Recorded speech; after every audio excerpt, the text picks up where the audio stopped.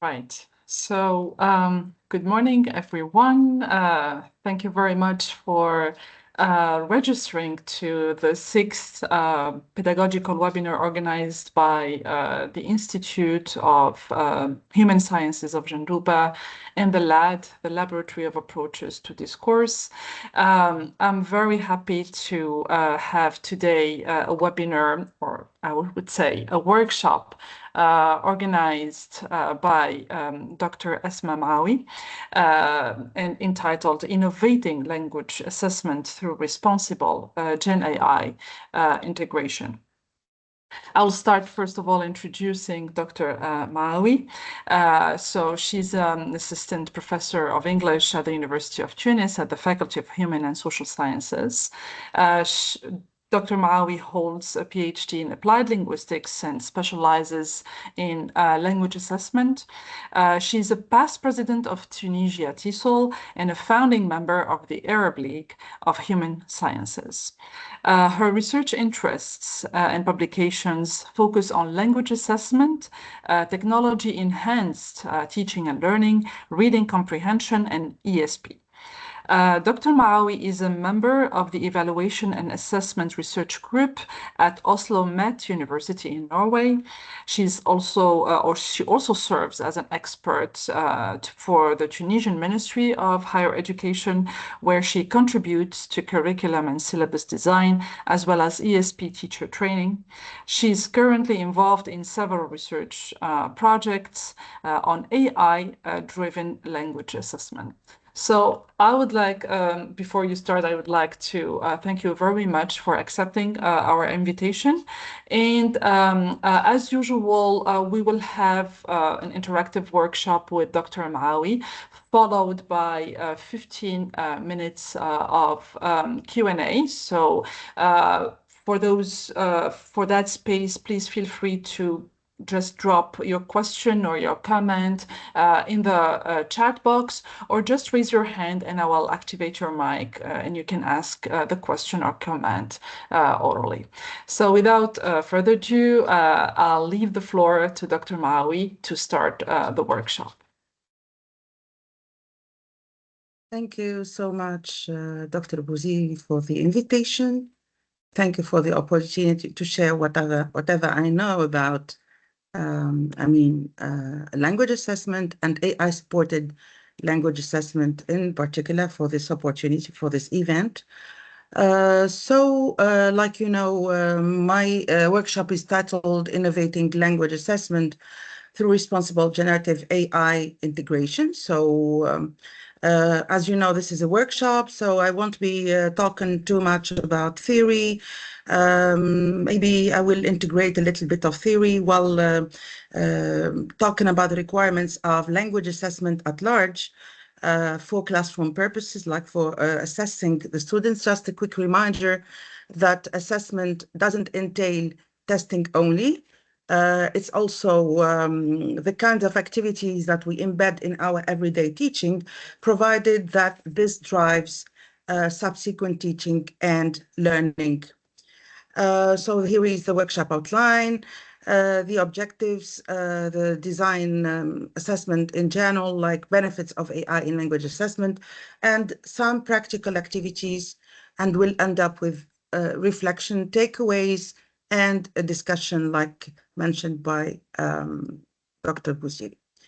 So now, generally speaking, we teach, based on objectives that we intend our learners to reach at the end of a training, at the end of a program. So we need to determine from the beginning the activities that are appropriate for our students in order to develop the intended or the appropriate or the desired competencies. And you know that now this is like a recommendation by the Ministry of Higher Education that we do not teach without clear objectives, without a clear identification of competencies to convert into what we call intended learning outcomes. Okay, we'll be talking about intended learning outcomes, which stand for the kinds of outcomes I'd like my learners to reach by the end of a training. What would I like them to be able to do by the end of a syllabus, by the end of a program? Okay. Now, so what are our concerns as teachers? So in terms of designing assessment activities, like I told you, not only tests, but also assessment activities, everyday teaching activities. And this is why I'm taking you to this website. I'm sharing another link where you will be scanning a QR code in order for you to, okay.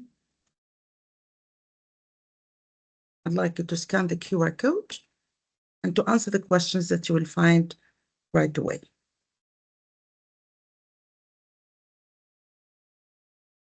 Mm-hmm.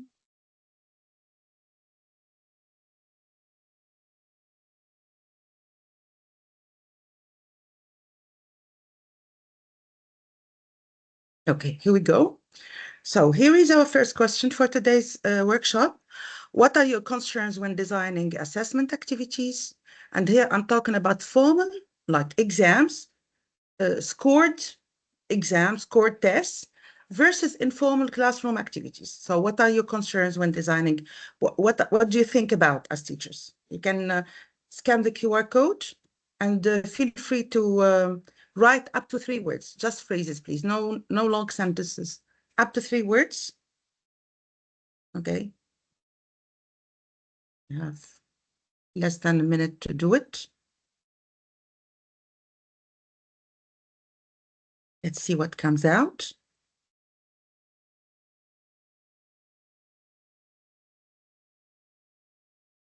Okay, we'll start seeing what you're writing in a second.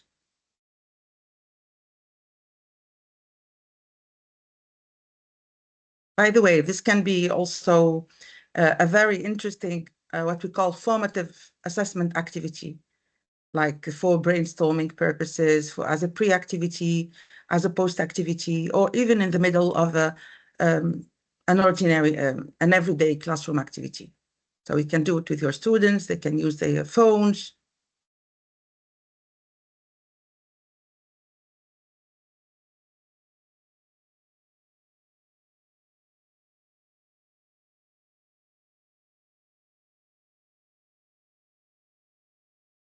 Yeah, feel free to write, and you can write more than one time.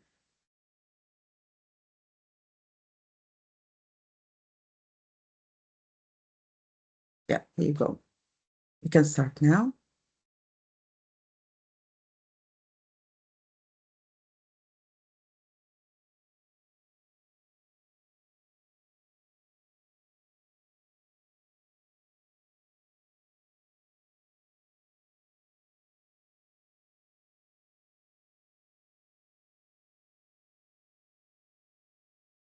Okay, is it working fine? So when you, yeah, that's it, good. Okay, so what we are assessing should be measurable, visible, the process. Yeah, try to use modifiers like assessment process so that we know what process you're talking about. Okay, so the question of subjectivity, okay. Good. Very good, aligning with goals, yeah, yeah. Identifying why you're assessing, what you're assessing, and most importantly, okay, the length, okay, yeah, like the format of your assessment, all right. Yeah, meaningful to the learner and to the teacher.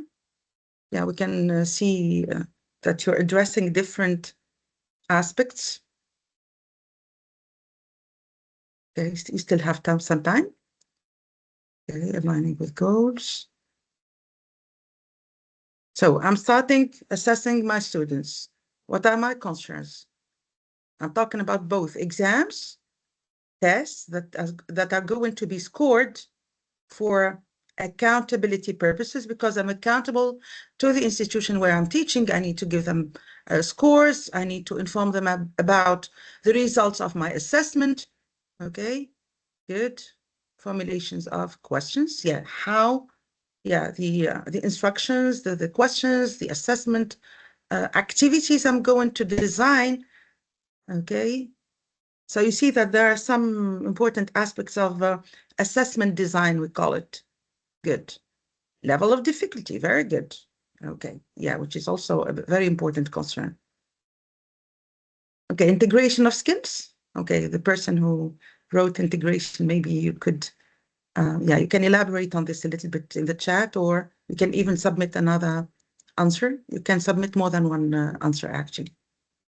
Proficiency, yeah, the proficiency level. So, yeah, how am I going to, yeah, take into account the proficiency level of the students in my assessment? Exactly. So it's not going to be too difficult, too challenging, I mean, linguistically speaking, or too easy.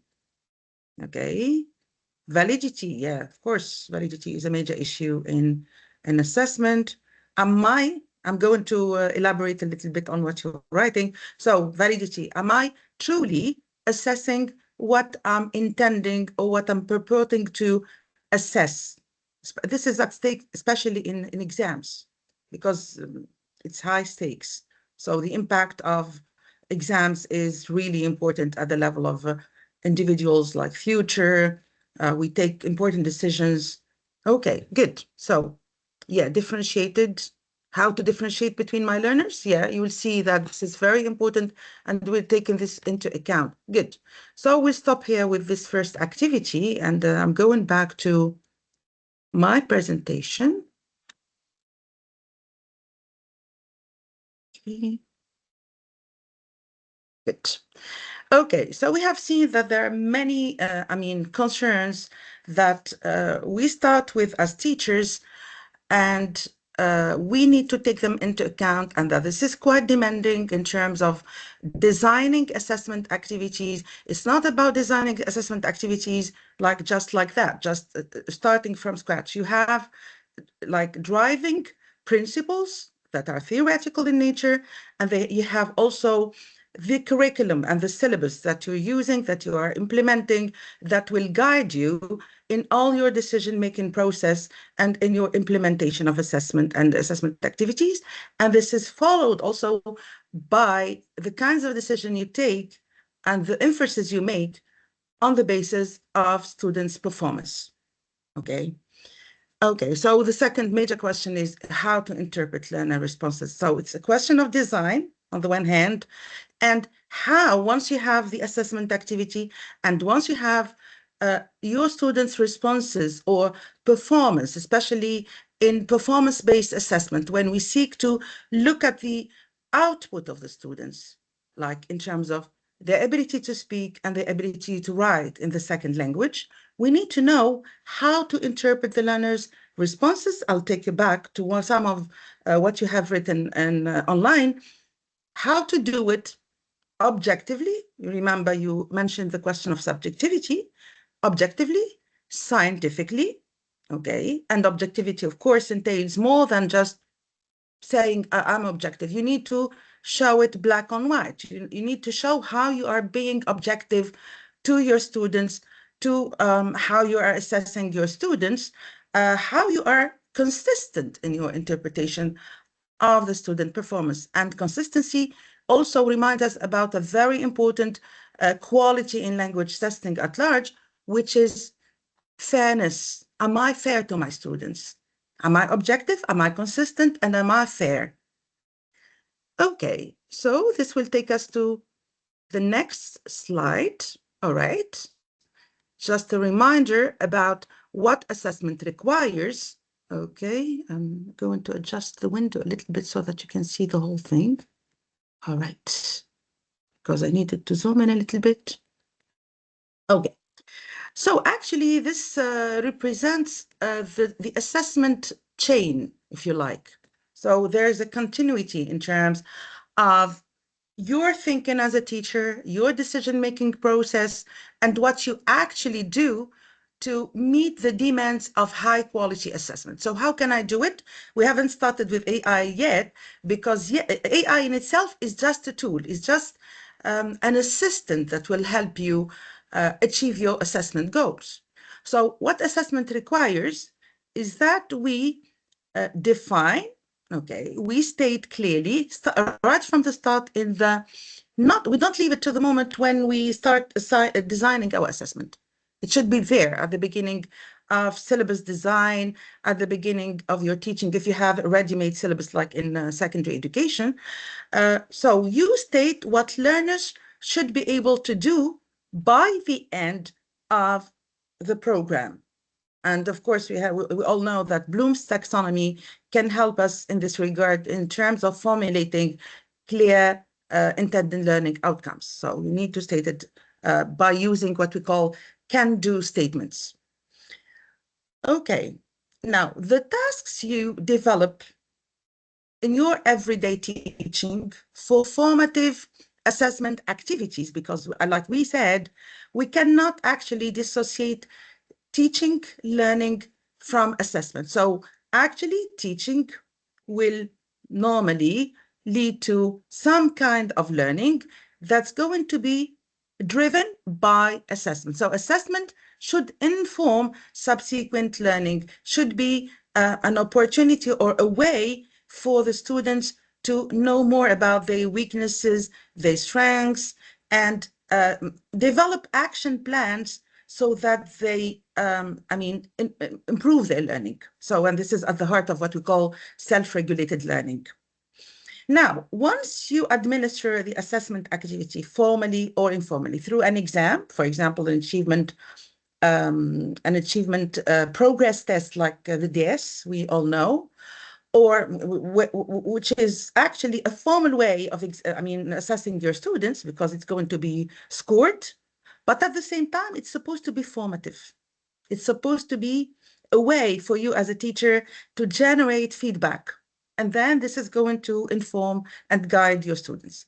So the task will determine, the quality of the task will determine the kind of evidence that's going to be collected from your students in the form of performance or responses. And most importantly now, what will guide you in your judgment of this performance? And it's not only the teacher who's concerned, in terms of how to interpret performance. The students also need to know how they have performed on a particular assessment activity or exam. Now, what's really interesting here, and this is the aim of the webinar, is how, because this is quite demanding as a process. If we're concerned with quality, it's quite a lot of work, right? So how can AI tools support several of the stages of this demanding process? How can it reduce the workload? How can it assess you as a teacher in doing all your work as an assessor? Because we're focusing on your role as an assessor here, which is not to be taken for granted, by the way. It's really demanding. So some of the tasks or the activities you need to perform as an assessor, for example, is to generate some task ideas, just at the level of brainstorming, like what would I like to do? These are my intended learning outcomes. This is what I'm exactly addressing, and these are the kind of information I need to get from my students, demonstrating what they're able to do the language. I'm not interested in knowing about their knowledge of language, but what they are able to do with language. So here we are talking about assessing, or if it is formal, measuring language ability, which is the parallel of communicative competence, because in language assessment, we rather talk about communicative language ability, which encompasses knowledge of language and skills. And skills cannot be measured or observed, like you said, these are the verbs you used at the beginning, without real performance, without student output.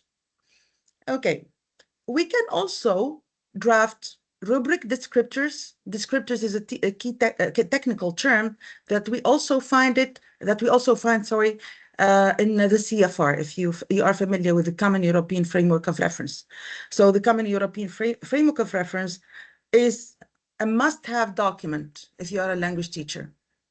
because it will help you align the proficiency level of your students to a set of what we call descriptors of ability. Like if you are teaching B2 students, for example, you're likely to find a clear description of what the students are able to do in a B2 level of proficiency.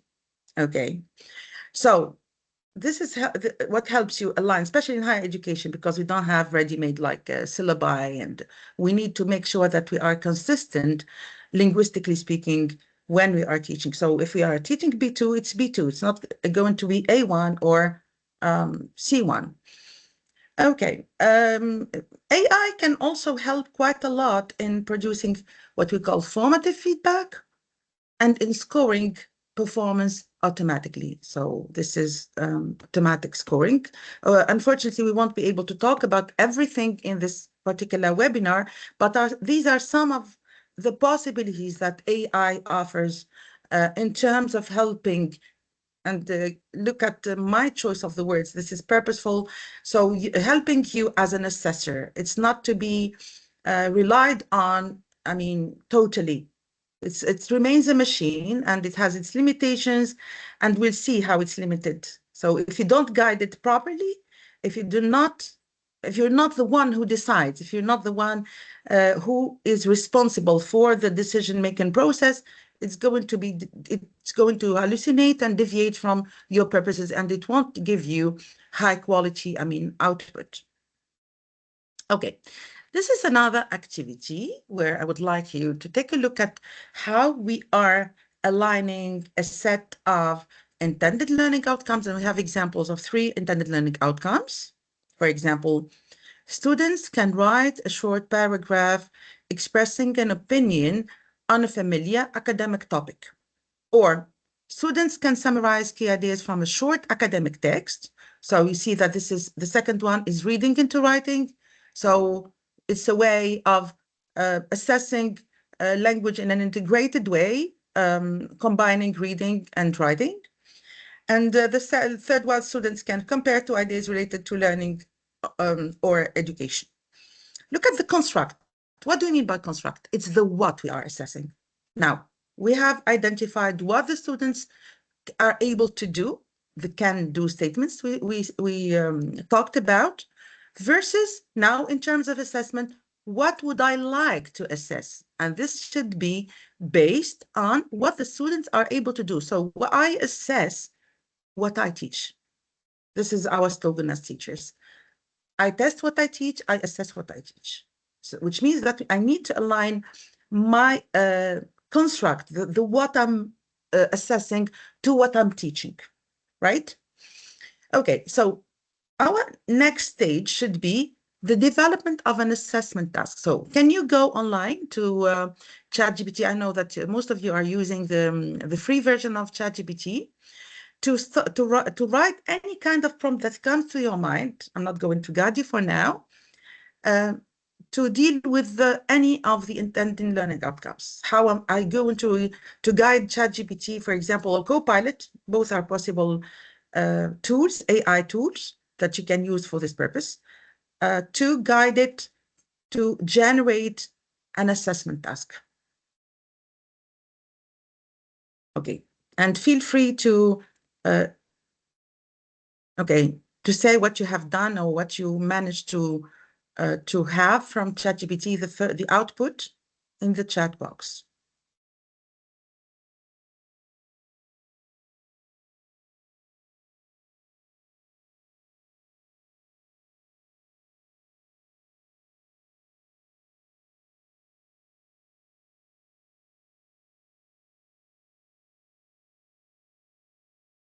Okay, and you can see that this can be done quite instantly. You just drop your question to ChatGPT, you provide the prompt. Of course, here we have started with a clear construct that we are measuring. So at least we know what the construct is we are measuring is. So there's some kind of clarity at this level at least.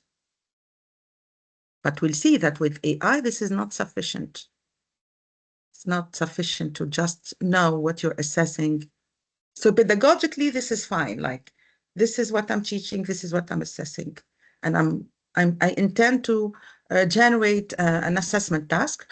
So what are the questions that come to your mind when, yeah, what are your concerns? What do you need to know? What do you need to clarify when instructing ChatGPT? Okay.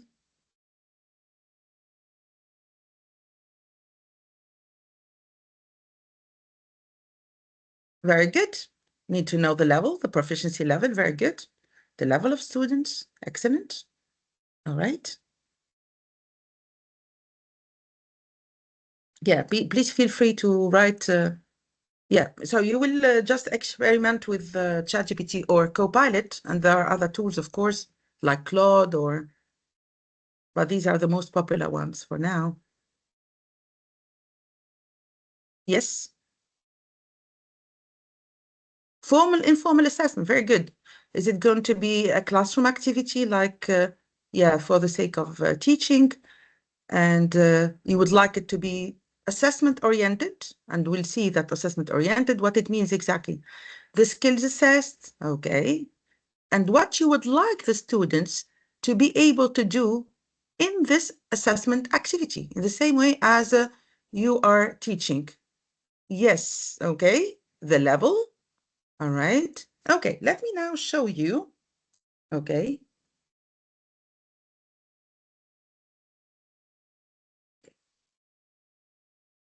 Okay, so these are some of the,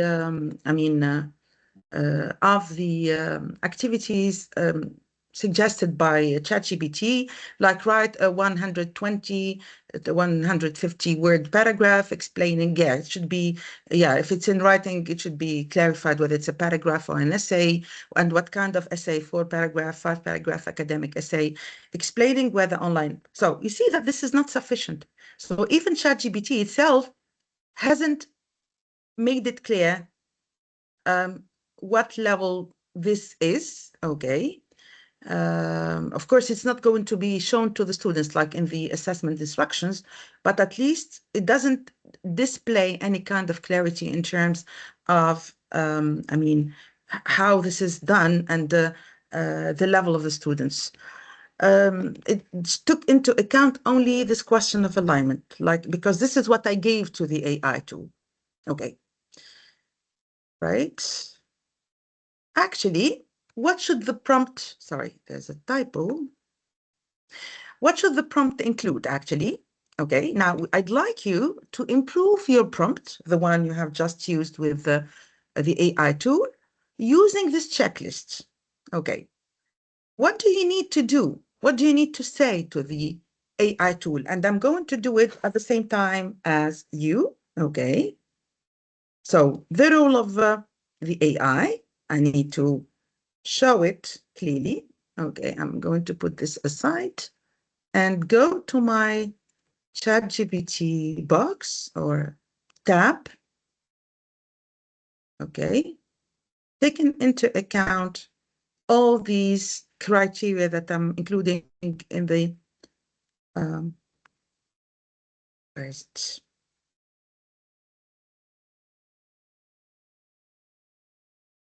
Yeah, and I'd like you to start a new chat, totally new one. So it's a kind of tab in your ChatGPT, for example, or a Copilot tool that has no training. So it knows nothing about your intentions or your criteria or whatever. Okay. So yeah, I'd like you to try it yourself, huh? Okay, good. So this is my ChatGPT box. I'm not going to do anything for now. I'm just okay. The role of AI. So I'm taking the list of criteria in my checklist. Okay, so take the role of a specialist or expert, not a novice one, language assessor. So I'm assigning the role.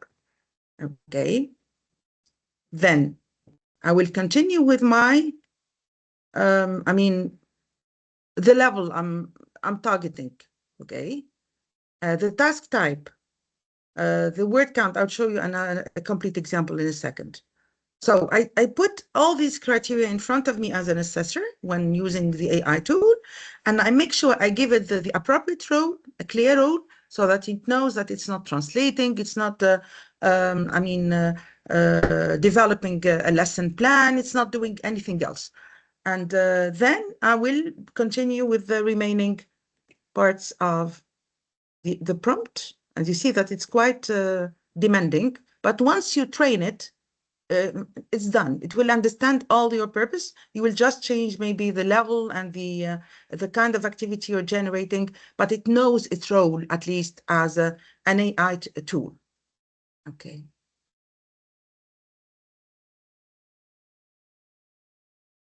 Okay, so here is what you need to do, depending on your purposes as a teacher, like I told you.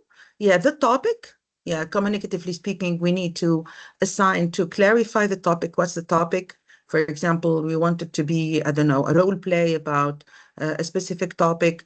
The task type is going to be a role play or writing in a specific communicative context, like writing an email, writing, for example, a report, depending on what you intend to do with your students. This is why I'm not writing.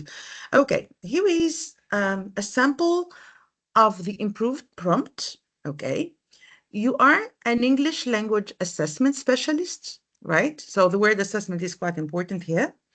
Create a CFR, and I advise you, if you are using a premium version of, or if you can upload at least a document to the AI tool, you can upload a short version of the CFR level. It's free, it's available online. You just download it and then you upload it so that the AI tool knows what these CFR level are exactly. So it's trained, it knows what each level corresponds to. So create a CFR B1 level writing assessment task based on the following intended learning outcome.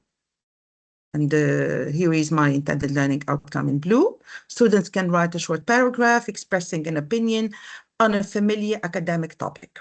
Okay, look at what I'm saying to the AI tool. The task should assess the following constructs.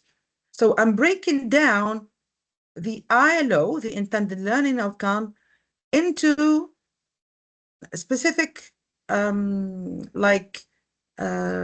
attributes. We call them attributes in assessment. The aspects pertaining to a construct. So this is the construct in general, but I need the attributes. I need to clarify what exactly I'm seeking to address. So the ability to express opinion, giving supporting reasons, using linking words. So here is my exact prompt. Design, after I gave the role, I assigned a clear role to the AI chatbot. Design a clear task prompt for students where they write a 120, 150 word paragraph about a familiar academic topic, such as, and I give it an example, such as online learning or technology in education. The task should, so these are my requirements as a teacher. So you see, I'm the one who decides, okay, what the students should be able to do and the requirements, not ChatGPT. I cannot just ask it to generate a task like that. Ask students to state their opinion, require two supporting reasons. So I'm even limiting the reasons, the number of reasons, because this is also an assessment requirement. Don't leave it open. If you'd like to structure the answer of the students, you'd better limit them to 2, 3 arguments, 2, 3 supporting details, whatever. Encourage the use of basic linking words, so basic, depending on the level of the students. And I can even give examples of the linking words that I have taught to my students. Okay, so that it's guided, because the tool doesn't know what you have taught. Okay, it can require more linking words, more advanced linking words. I hope this is clear up to here. So, right, so this is at the level of design, at the level of orienting the AI tool to generate a high quality, aligned, clear assessment activity. And of course, this can work for everyday assessment activities that are informal in nature, that are not necessarily graded, but they seek to generate feedback, to provide feedback to your students, versus a similar task for an exam. The principles are the same. Okay, now, can you discuss this in the chat box? How would the teacher and learners interpret performance? And you can also do it online using the same link. If you don't manage to do it, okay, you have a second question. I'm going to share it right away. So, like I told you at the beginning, it's not only the teacher who is supposed to be interested in understanding or interpreting performance. The students also need to know how they have performed on a particular activity. And this is not possible if they don't have, or if the teacher doesn't share what we call success criteria or performance criteria with them. Yes, you have the second question. Go to the second question. I can share the link again, the QR code, if you don't have it anymore.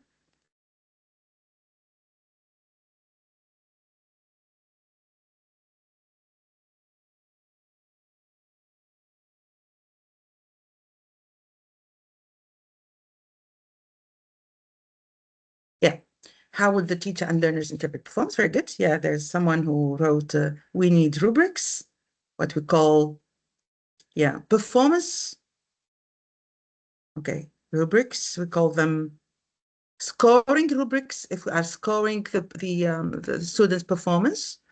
So the principles are the same, except that one is for the sake of generating feedback, of providing feedback, and this should be, a kind of document that should be understood by both the teacher and the students, even though it's technical in nature. So once you start using this document with your students, especially in higher education, they will get used to it and they will manage to understand how they have performed, why they are getting the score here and there. It will become really meaningful, like we said at the beginning. Meaningfulness is important. Yeah, we need clear descriptors, which are converted to what we call criteria, okay, performance criteria. Okay, we need feedback, written feedback, not only written actually, but well, feedback needs to be constructive, needs to be formative, needs to guide, okay, the students in terms of how they can improve subsequently. Indicators of performance, okay, in the form of criteria, good, okay, good, okay. All right, now we'll see how these, rubrics should be. So it's not enough to say, because if you look at the example of how we deal with the national exam, like the baccalaureate exam in Tunisia, and the kind of rubrics they tend to use, it's a total fiasco, honestly. It's a national exam, which means that hundreds of teachers are involved in scoring the exam. And what they use in the writing part of the exam is only a very short table with like maybe 4-5 criteria maximum, like content, language, I don't know, punctuation, and just a score, one single score assigned to each part. Okay.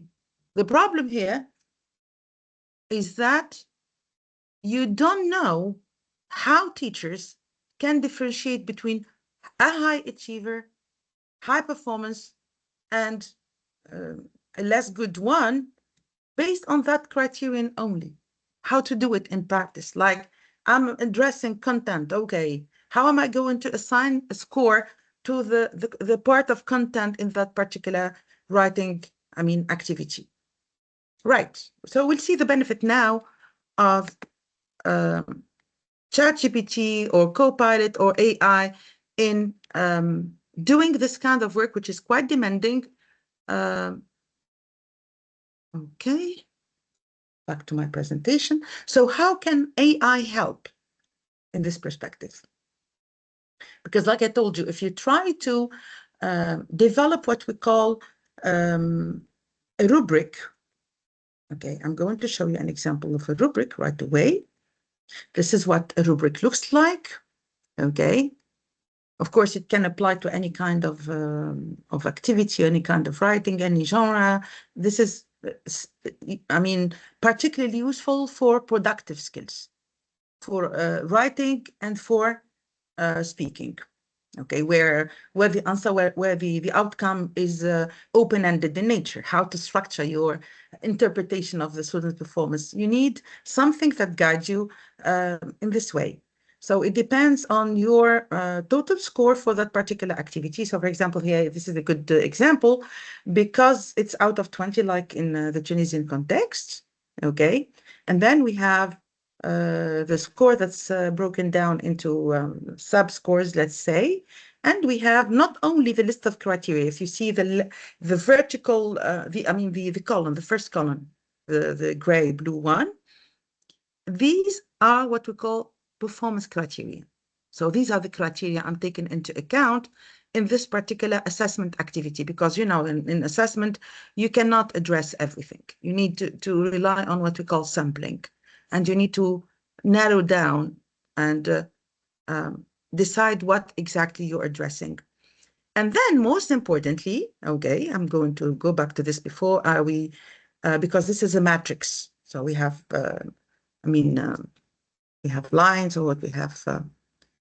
Okay, so interpreting the student's performance, we need to have clear criteria.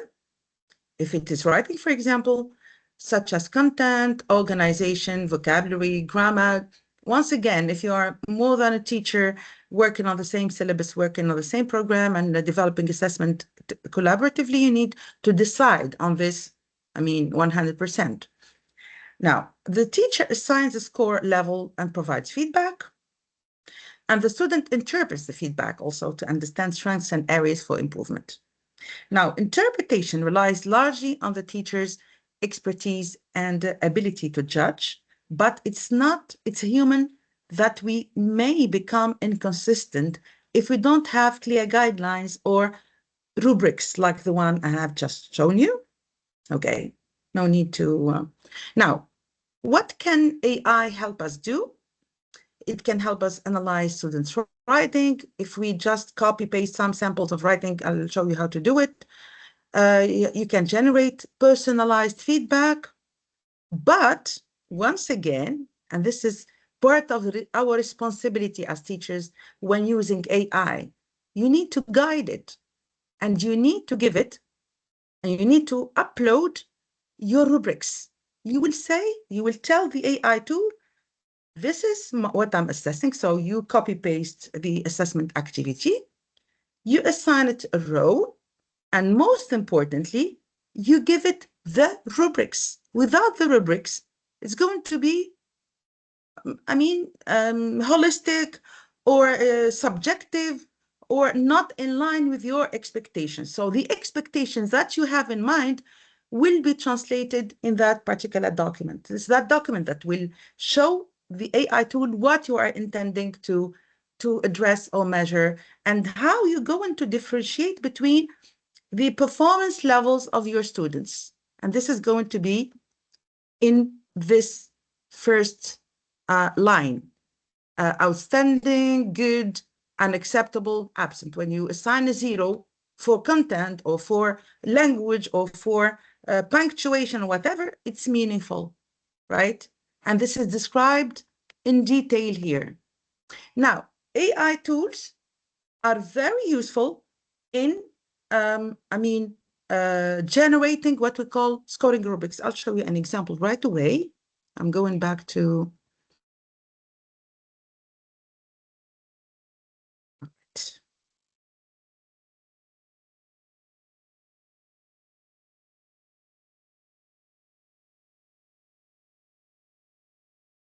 so each time ChatGPT is hiding. All right, good. Oh, ideally, if you keep the same, discussion with ChatGPT right from the start. So you generate the task, in the way I showed you. So I'm going to copy paste my ready-made task the way I did it earlier. Okay, this one. Okay, copy. And then I'm going to ChatGPT to generate my scoring rubrics. Sorry, because I'm moving from one tab to the other. Good. Okay, so now I'm deleting this because I don't need it anymore. Yeah, so ideally you should, because what happens with AI when you start discussing your work with the tool, it receives what we call training.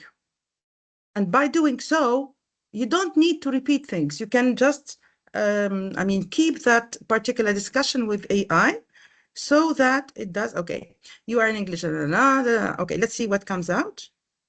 Okay.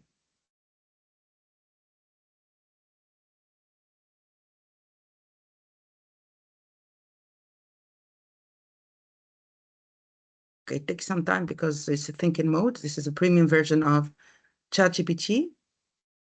It's going to take only a few seconds. And it shows me even the whole thing, like how it's done.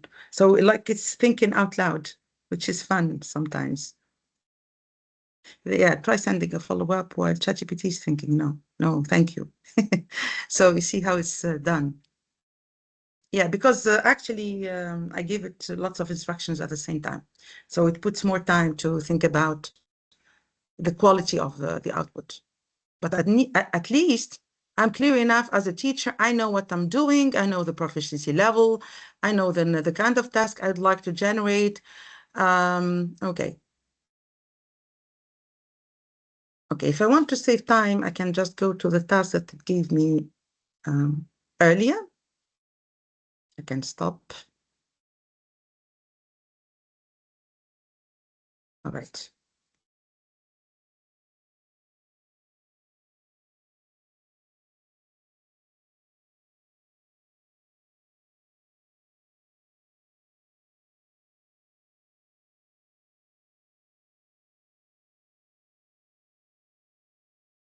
It's working, right?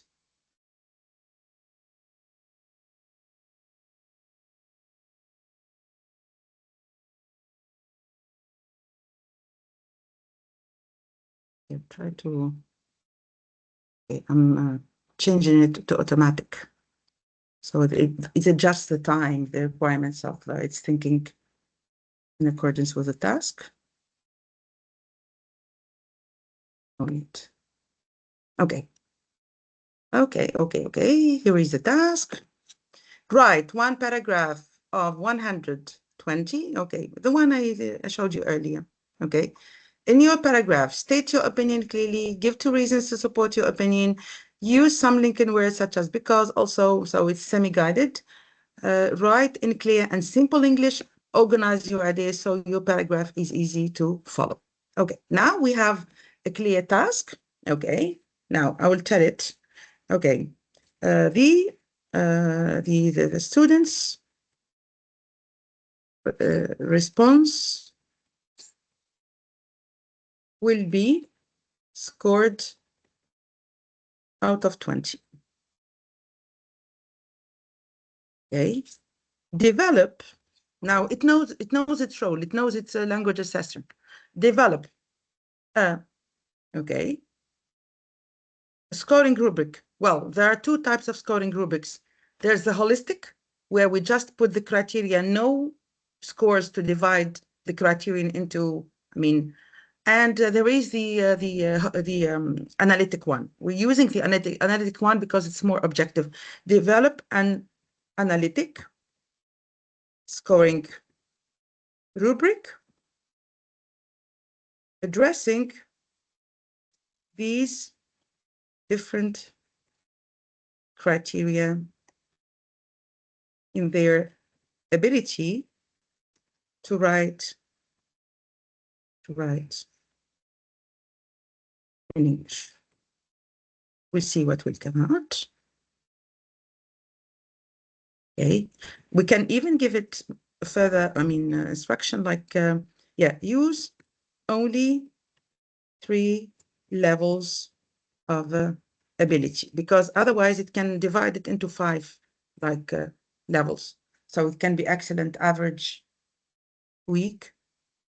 You see, yeah, I've got only 3, which is good. So if I leave it open, it can give me up to 5, because the scoring rubrics can include up to 5, right? Yes, you see how it divided the score into, 5 assigned to task achievement, 5 linking, organization linking words, vocabulary, and grammar and sentence structure. If you would like to add another criterion manually, it can be done in an impressive way. If you would like to adjust, you can give it a prompt. If you would like to add another criterion, for example, what criterion can we add to a writing task like this one? Okay, linking organization, that's coherence, grammar and sentence. We can add something related maybe to ideas and content. Okay, add a criterion on ideas and content, creativity. This is just random, of course. We'll see the adjustment. So the more, guidance you provide, the better, and you can adjust all the time. So you're the one who decides. You're the one who decides about the final output, what you will be using as an assessor. You should never take AI output for granted. It's just a machine that will help a lot. It's like an assistant, but it remains limited. Okay, it cannot think about all aspects or all criteria. Okay, so task achievement, ideas and content. So you see, even the way it's breaking down the score has changed, which is good, right? Let's look at some examples of how these descriptors of ability are shown as differentiated levels of performance. Clearly, for example, for the first one, let me maybe zoom in a little bit so that you can see. Okay, excellent. So for task achievement, clearly answers. So the use of adverbs is of utmost importance when describing these different levels of ability of performance. Clearly answers the task, states an opinion, and gives 2 relevant supporting reasons. Yeah, and remember, this was the initial requirement, 2 reasons. Answers the task, level 2, which is not as good as level 3. Answers the task and states an opinion, but support is incomplete, unclear, or only partly relevant. Level 1 does not answer the task clearly, opinion, or etc. So you see, it does it in an amazing way. So as teachers, we no longer have these excuses of, oh, I don't have the time. And actually, the best way of doing it is to do it before you administer the assessment activity, even in an exam.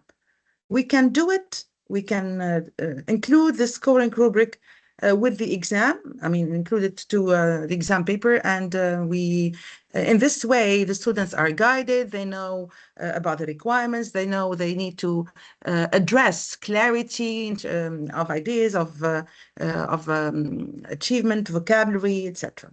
Okay, so this is concerning scoring rubrics. Changing my window.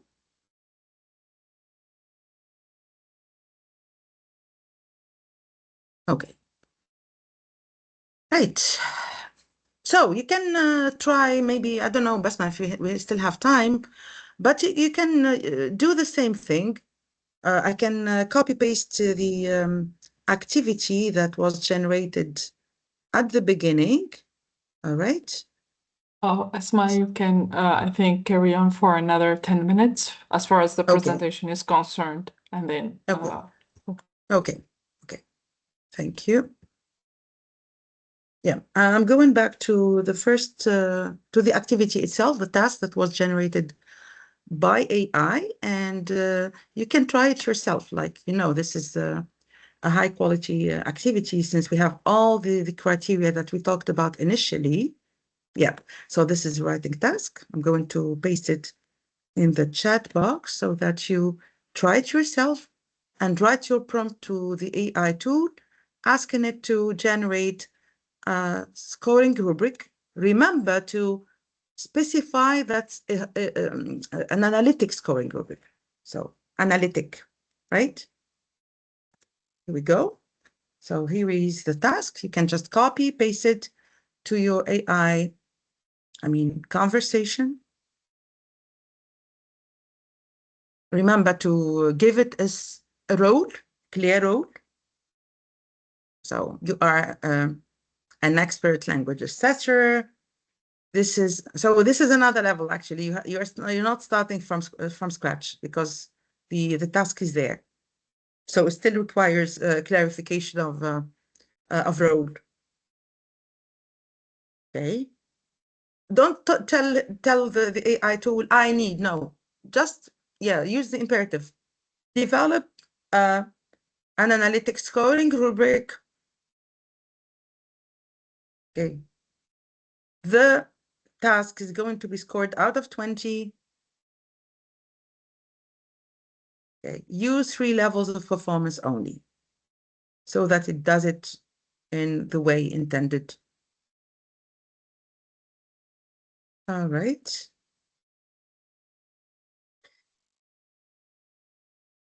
Now, the very last part, because I insist that we finish this part, this is very, very important. Now, I have administered the exam or the assessment, because like I told you, this kind of task is relevant for both situations, for an assessment activity, for teaching and learning purposes, and for also, an exam.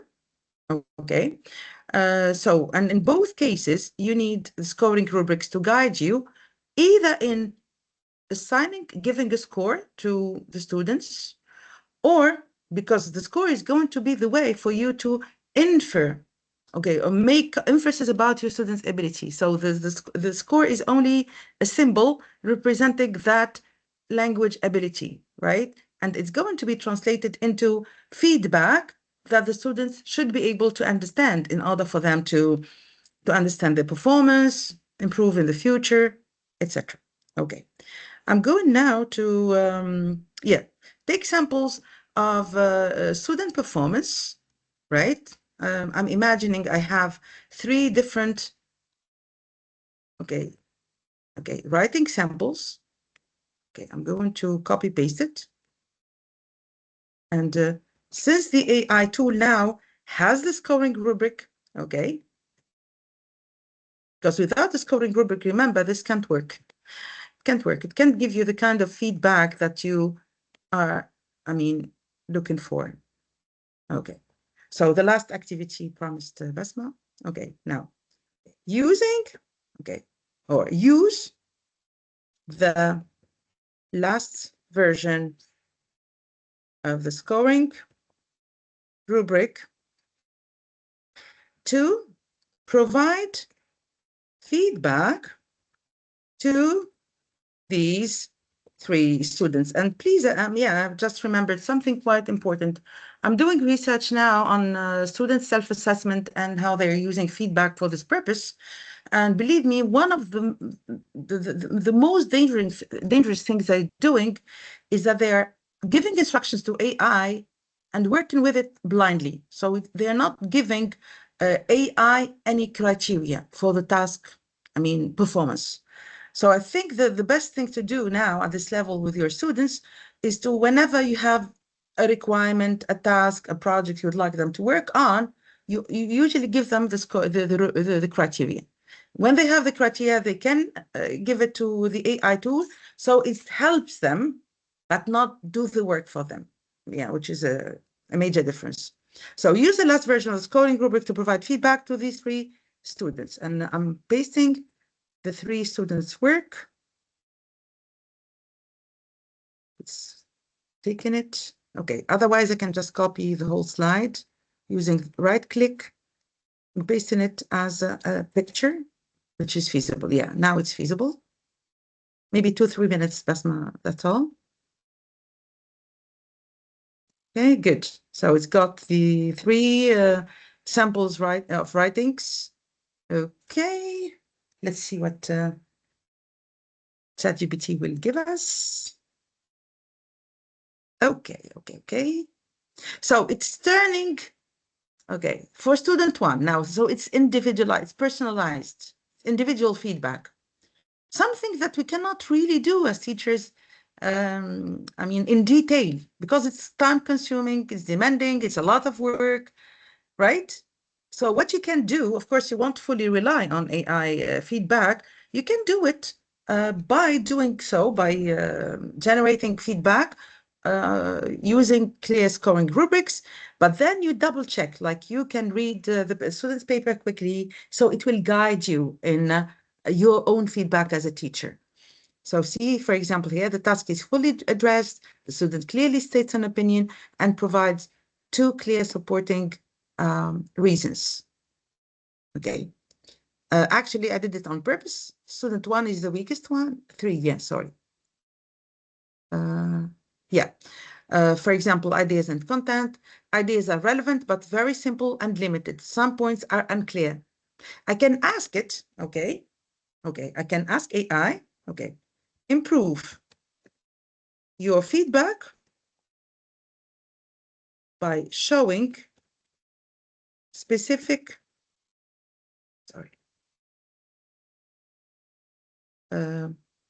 instances or examples. It understands what you mean.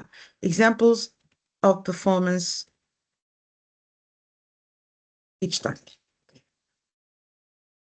It will give now specific examples of how an idea is weak, how this is not sufficient, how this is good, how, you see?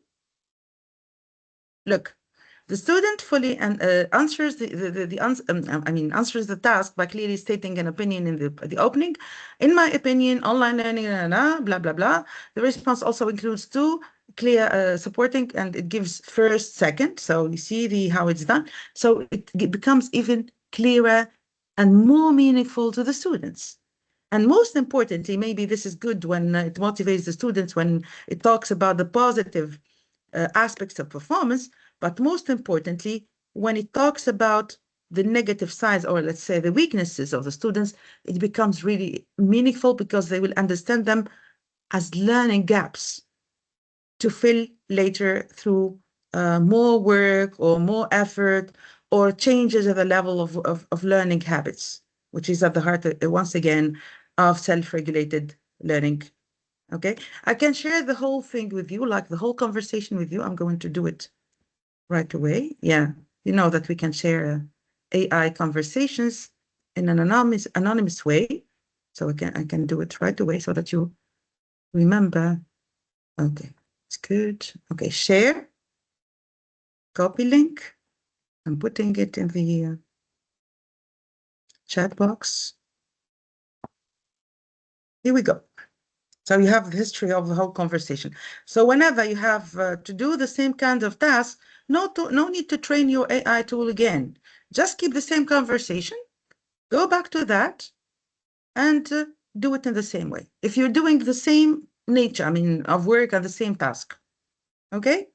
Well, I'm done. Basma, over to you. Thank you very much, Asma, for this insightful presentation regarding how to use AI to design rubrics, to design tasks, okay, and all the things that we need to take into consideration as far as this particular like language assessment is concerned.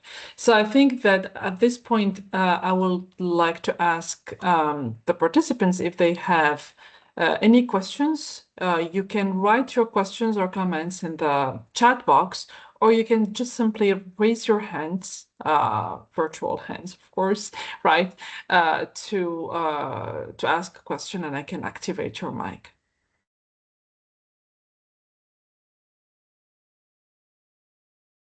Is it possible to stop sharing the screen, Asma? Yes, sure. Yeah.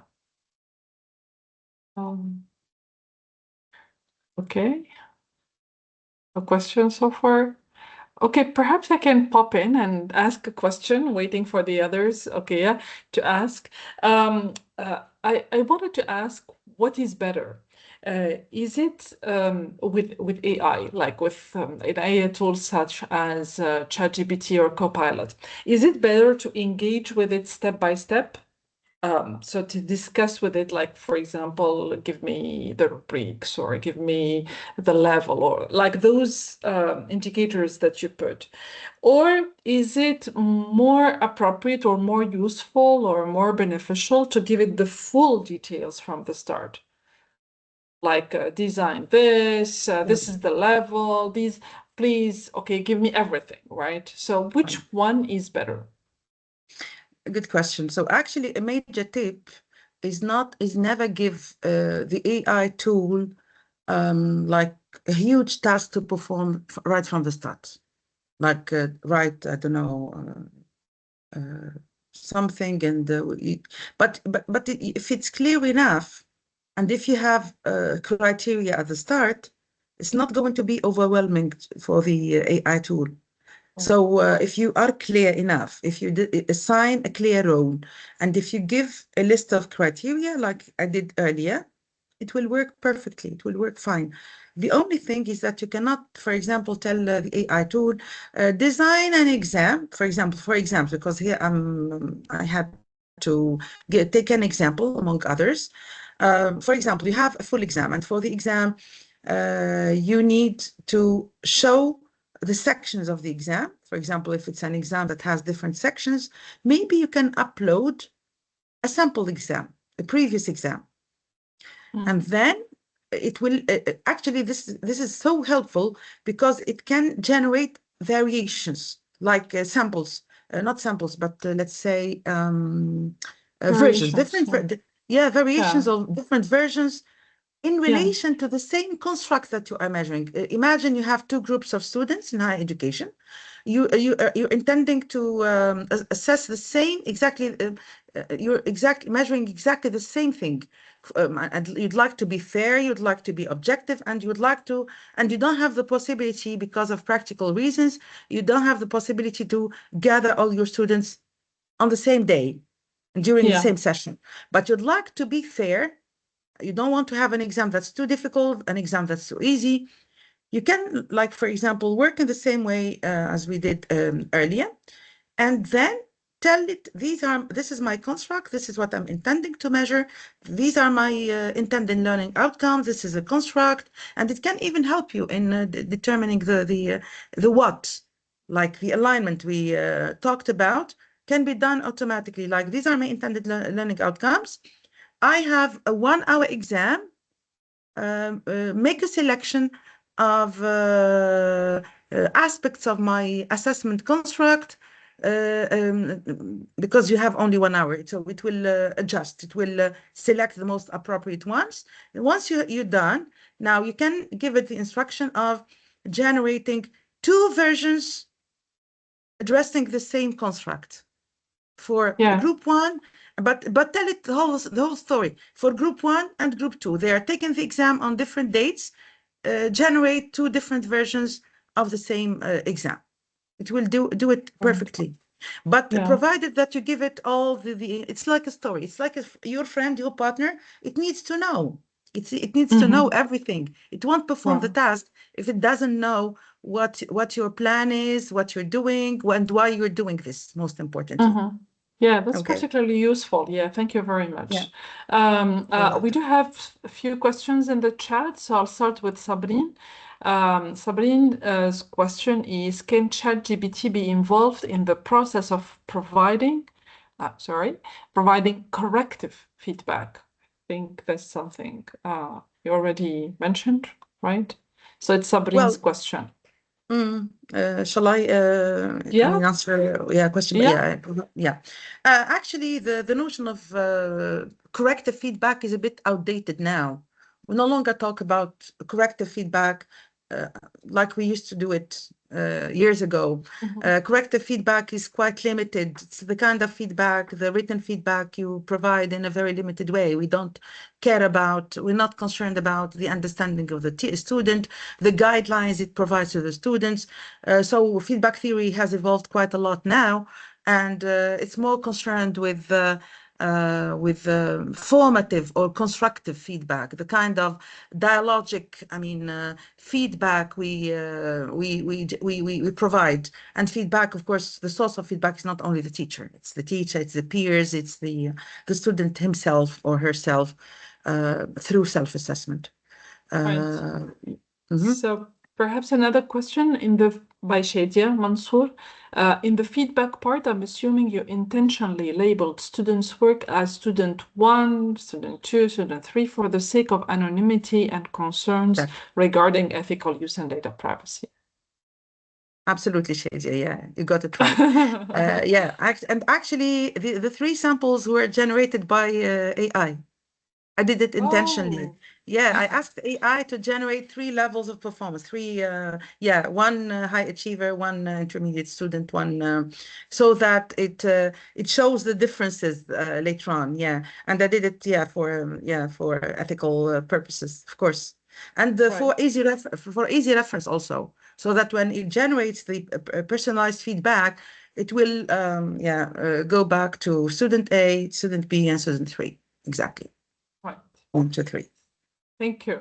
Duha Mabruk says, aren't you concerned as a human being in general and an educator, more specifically, that over-reliance or simply relying on AI to prepare the exam, to correct the exam, and on the other side, students relying on the same source to learn, that the whole learning teaching process will be devoid of creativity, of improvisation, and eventually of any cognitive skill development? Very good point. Yeah, I totally agree with you. Yeah, like over-reliance, overusing AI, especially when it's used if it's not used in a responsible way, if you're not adopting this human stance, like I'm the one who decides, I'm the one who evaluates AI output. I'm the one who should adjust things and decides about the final output. Yeah, I agree that AI can lead to what we call nowadays diskilling. Diskilling. We won't be able to think in the same way anymore, unfortunately, if we keep relying on AI in a responsible way. Like if we don't do it in a responsible, informed way, informed by theory, if we do not develop the appropriate AI literacy and AI assessment. Nowadays, we talk about an integrated kind of literacy or dual literacy, combining AI and assessment. So if you don't have both literacy types, you won't be able to use it usefully, ethically, and responsibly.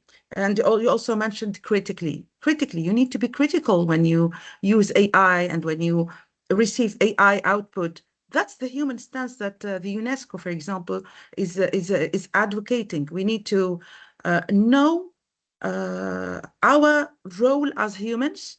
We are the decision makers, and we need to be the ones guiding AI and not the opposite. Right. Thank you very much. There's a comment by Amani saying that when I assign writing tasks in class, I use an analytical rubric and share it with students so that they can evaluate and provide feedback on their peers' writing. So it's not the rubric is not only for the teacher to evaluate, but it can also be given to the students. To the peers. That's a very good point. There is an interesting question by Ahlem Loueti. Can AI apply a scoring rubric as effectively as human teachers when it comes to the assessment of students' literary essays? So in literature. Yeah, of course it does. It does for any subject, provided that you decide about how to calibrate, the score, the importance of content, because here we're talking about content-based instruction.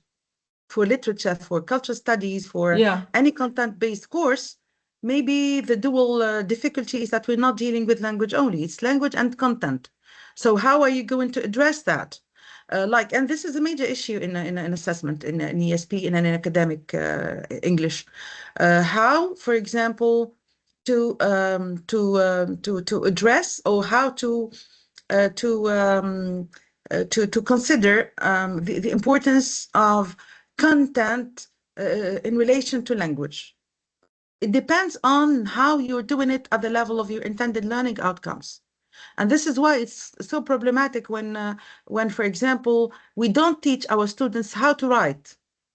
For example, I don't know, essays for literature, for example. And then when assessing them, you consider their coherence, you consider their writing skills, and you consider everything having to do with the ability to write about literature. It's really problematic and let's say unfair. So the main guiding principle in assessment is that we assess and we test what we teach. If we don't teach them how to write about linguistics, how to write about literature, and this is why essay-based exams in particular are so problematic. In many countries now, I know that they're no longer using essay-based exams for content-based courses to minimize those risks of what we call construct irrelevant variance. It's a technical phrase, construct irrelevant variance. It means that we have like intervening factors that come into play when you are measuring content. So you're measuring content, but at the same time, you're addressing their writing skill, something that you haven't maybe dealt with in your course in detail. Even if you are assuming this is a prerequisite, like if you are, I don't know, teaching third year students, but how about first year students? They are still learning how to write. So how are you doing it? Is it fair to give them essay-based exams in the first year? Well, they're still learning how to write in English. So it's quite difficult if you don't know exactly about your intended learning outcomes, the alignment between your ILOs, and the aspects of your construct, what I'm measuring, what I'm teaching, what I'm measuring, and the details of what I'm measuring or what I'm assessing. This is quite demanding, but AI, of course, can help quite a lot. Yeah. Right. Do we have time for other questions, Asma? Yeah.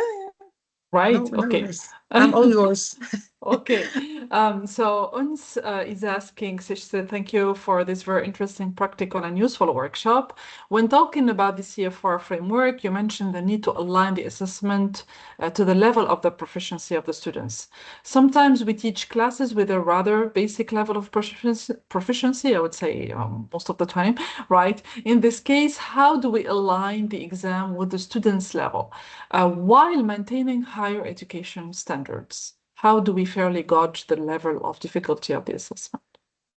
Thank you so much for this very interesting question. Mm. Actually, we shouldn't do it when starting the assessment design. It's going to be too late. Well, this has to be stated clearly when assessing your students.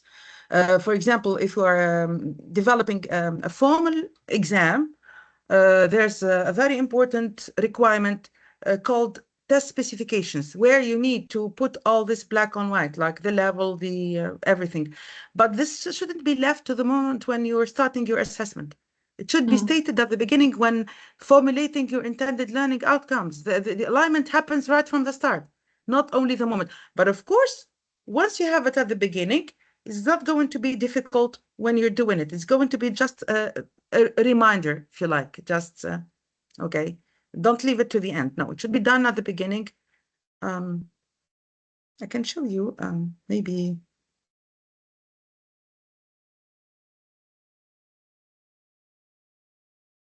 Yeah, there's a whole logic actually guiding our work as language teachers and assessors. Yeah, there's a whole, I mean, line of thinking where we need to know exactly what we're doing and why we're doing this. Like, I'm going to show you. Actually, I'm going to acknowledge the source because, well, it's something I developed for another project with the Ministry of Higher Education. It's just a diagram that I really like because I did it myself. And just to recapitulate, maybe to end up with this, Basma.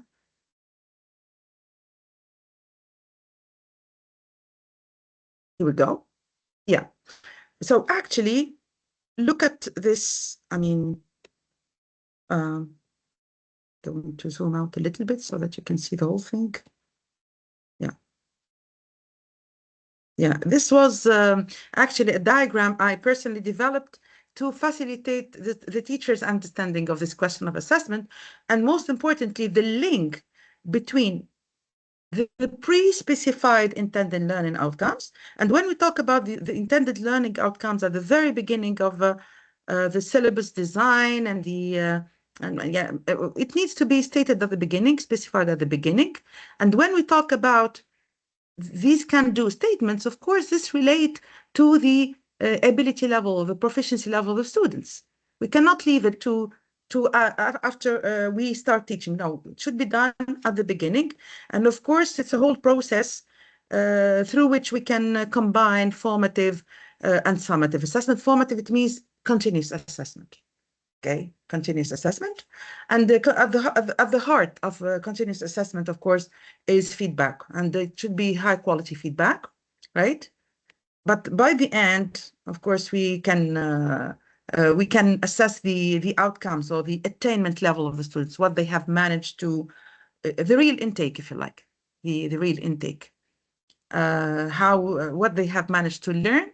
This is through measurement generally of students' achievement to address the outcomes, these outcomes again. So you see the link between specifying the outcomes at the beginning and measuring the outcomes, which means that these ILOs need to be measurable. You cannot state or formulate an ILO that's not measurable through assessment. Okay? Yeah, just another maybe figure. Yeah. Yeah.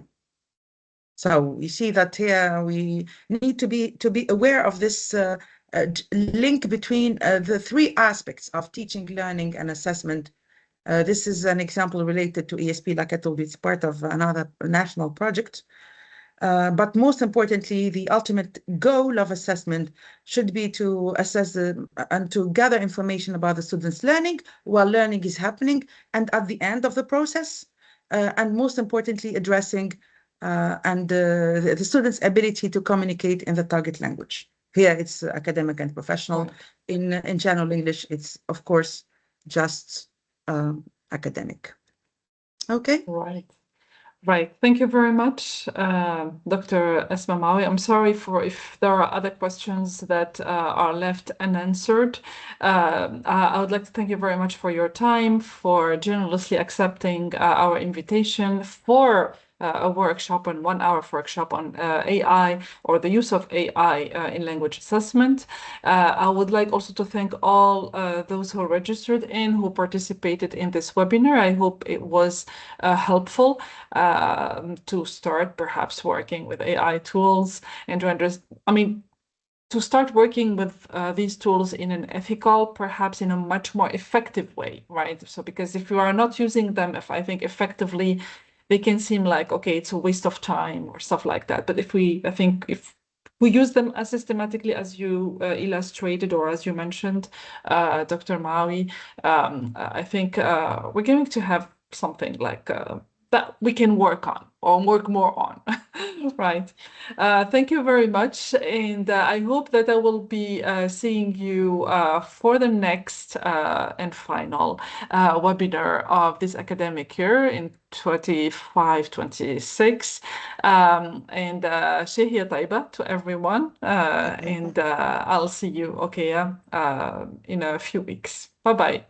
Thank you. Thank you so much. Thank you, everyone. Thank you. Thank you, Asma. Thank you, everyone.